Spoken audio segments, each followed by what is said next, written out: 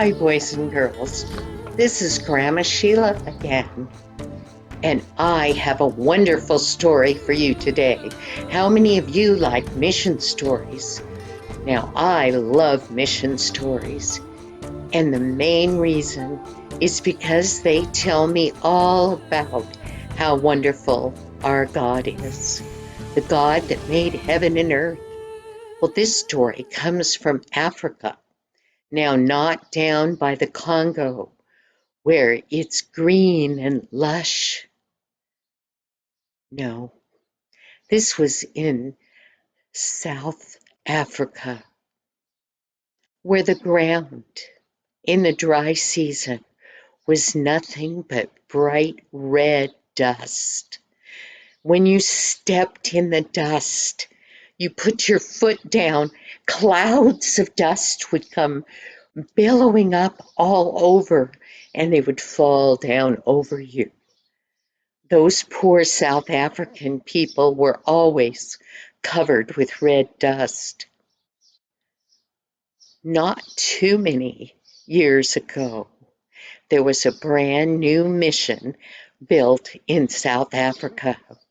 The missionary knew that the people that lived in that dusty South dry area needed the God of heaven. So he was able to secure some land to build a mission for the missionaries that were going to take care of all the boys and girls. They built a school building, and the roof of that school building was corrugated tin, plus they had a chapel where the children could go to school. And one end of the property was the school garden. Now, they had to have a garden because they had to have vegetables to feed the children. Well, at first, it was difficult because the people from the villages, although they had been invited to send their children to the school and to come learn about the God of heaven, they just didn't seem interested. Oh, they were friendly and everything. But eventually, enough children came that the missionary said, we need to get the garden started so we have a garden to feed these kids. Well, it was still the rainy season.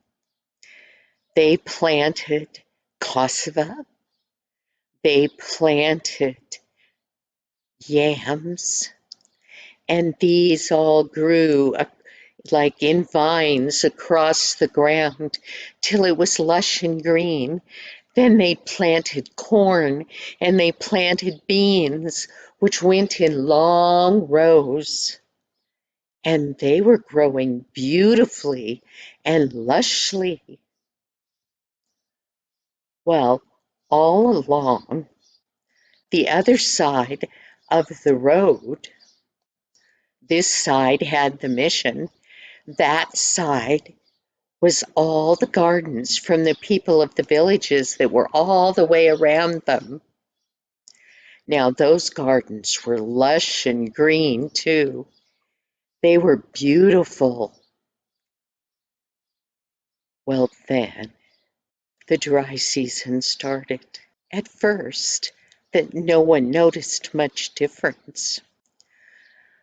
But as it got drier, the missionary noticed that besides the people that came every morning, those people would wave at the kids that were out working in the mission garden or that were sitting in the classrooms. But now, not only did they come and go into their gardens to hoe and pull all the weeds, now there was larger and larger groups of people that walked straight by the mission and up into the hills. The missionary, he stopped one of the students, and you'll have to excuse me, but I have to look at his name. His name was Muggy. Let me try again. Meggy June Yalawa. Meggy June Loa. How would you like that name? Well, the missionary said to the young man, "Where do all the people go? Are there gardens much further to the west?" Now the young man, he just smiled, and he said, "No, no more gardens up there. They go to the shrine to worship the wind and rain god." The wind and rain god? The student said, "Yes, that's what they do." Well, the drier it got, the hotter the sun seemed to be, and that hot round orb up there, called the sun, just beat down on them, and the dirt got thicker, and it billowed all over the mission. It billowed all over the gardens. And pretty soon, those lush green plants started to turn yellow and brown, and the leaves started to fall to that red, dusty earth. The missionary, they had been praying to God, and the missionary had noticed that the villagers were going in bigger and bigger crowds, and in their arms they carried offerings to their gods. Well, when the gardens were good, they carried stuff from the gardens. Now they were carrying their chickens, holding them by the feet, and taking them alive to make offerings to those idols. Well, the missionary had tried to stop some of the people and explain to them that something that was made out of rocks or stones or wood or was a painted picture couldn't help them. They couldn't see, they couldn't hear. No, those things couldn't help the African people, but they really didn't know that. Well, it got drier and drier and drier. And one day, when that huge crowd of African people were going up to worship that idol, the missionary was standing close to the road, and he heard one of the African warriors talk loudly. And he said, "Mr. Mission Director." And he looked really solemn over there, and he talked loud. He said, "Where is your God that you say made the wind and the rain and made everything? Where is he now? Your garden looks as dry as ours.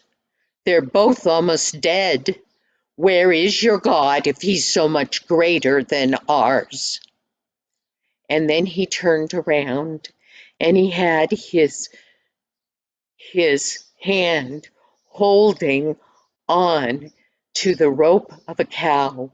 He said, "We are taking chickens and a cow to offer to our God. I challenge your God to send rain." Our God, surely with the offering of a cow and the offering of these chickens, will hear us and wake up and send the rain. I challenge the God of heaven. Oh, boys and girls, you never want to challenge the God of heaven because he's all powerful. He made everything.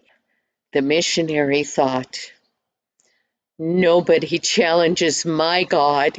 My God is great and powerful. Well, he turned to another one of the students and he said, go call all the students out of the garden. Go call all the teachers. Tell them everybody needs to meet in the chapel. Well, pretty soon they were all there and they looked questioningly at the mission director. And he said, they are challenging our God. All of you, boys and girls. I say all, but I have heard that some of you have been listening to the villagers and you're also questioning the God of heaven, whether he really can make rain and send it to us or not. But I want every one of you to kneel down here on the floor of our chapel. And I am going to pray to the God of heaven. Let's see what the God of heaven will do for us. All the students and all the teachers and the director of the mission knelt there and they prayed one prayer after another, each person praying in their own way to God for rain to save the gardens. Well, no sooner had they gotten done with that huge prayer meeting, when they walked out of the chapel, they noticed something. The wind. The wind was blowing and it was starting to howl. And in the distance, the sky was starting to darken. And behind that sky, they saw big clouds forming. Well, the village people were coming back from offering that cow to their wooden or stone god. And they all looked and they went, our God must have seen our sacrifice. The rain's coming. And the people at the mission held their breath and said, our God is answering our prayers. Well, everybody stopped to watch those clouds coming, getting closer and closer and closer and closer. Whose God would send rain? They waited. Coming, getting closer and closer and closer and closer. All of a sudden, the whole sky was black. And there were huge, huge rain clouds. And the wind was blowing all of that directly toward them. And then something strange happened. Those huge clouds got right to the border of that mission land. And all of a sudden, they had stopped. Right there, they stopped. And the villagers looked and they frowned. You know, there had been times when clouds had come and the wind had come and just blown them away with no rain. But this looked so like rain. And then all of a sudden, that wind started blowing again, blowing, blowing, blowing. And it blew behind those clouds, right over top of the mission land. And as it was coming, the rain started falling and falling in big sheets, whoosh, all over the mission land. And when it got to the edge of the mission property, it halted. And the villagers went, ooh. And the mission kids were jumping up and down. They'd been standing out in that rain.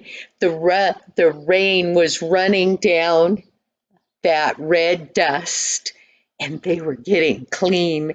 They said, the God of heaven answered us. But God wasn't through. No, he wasn't through yet. Then he blew the wind to the east, and those clouds went right back over the mission. Rain, rain, rain everywhere. The missionary director, the students from the school were standing there getting drenched, but going, yay for the God of heaven, yay. The villagers watched as those clouds stopped again. They looked around. There was a distinct line. The path was here. The mission land went on the other side of that path. The path and the villagers' gardens were dry and still billowing with dust. But when they looked at the mission land, it was covered with red mud and puddles of water. Then, as they stood there in amazement, the wind picked up again, and it didn't start to rain immediately, but the wind blew the clouds around to the far side of the mission property. Now remember, it had rained from the east, and it had rained from the west, and now those clouds stopped on the south side of the mission land. And everybody held their breath, and they looked at the sky. And then the wind started again. And the rain started. And sheets of rain went from the south all the way to the north of the mission property and stopped, just like somebody had cut off the clouds. The villagers couldn't believe this. They still stood there. And sure enough, that wind started howling again, and the rain started beating from the north to the south. God had thoroughly drenched the mission property. This was not just an afternoon shower. It was thoroughly drenched. And the village people stood there in awe.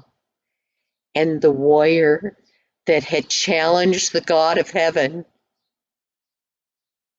his mouth was open wide. And do you know what, boys and girls? Ever after that, when the people weren't going to their gardens, when they came down that path, they turned in at the mission station to learn about the God of heaven who took care of his own. Thank you, boys and girls. Our God is so great. I wished I had that song with me. My God is so great, so strong, and so wonderful. There's nothing my God cannot do. You boys and girls, remember that. All it takes is for you to ask God. Thank you. Bye-bye. See you next week.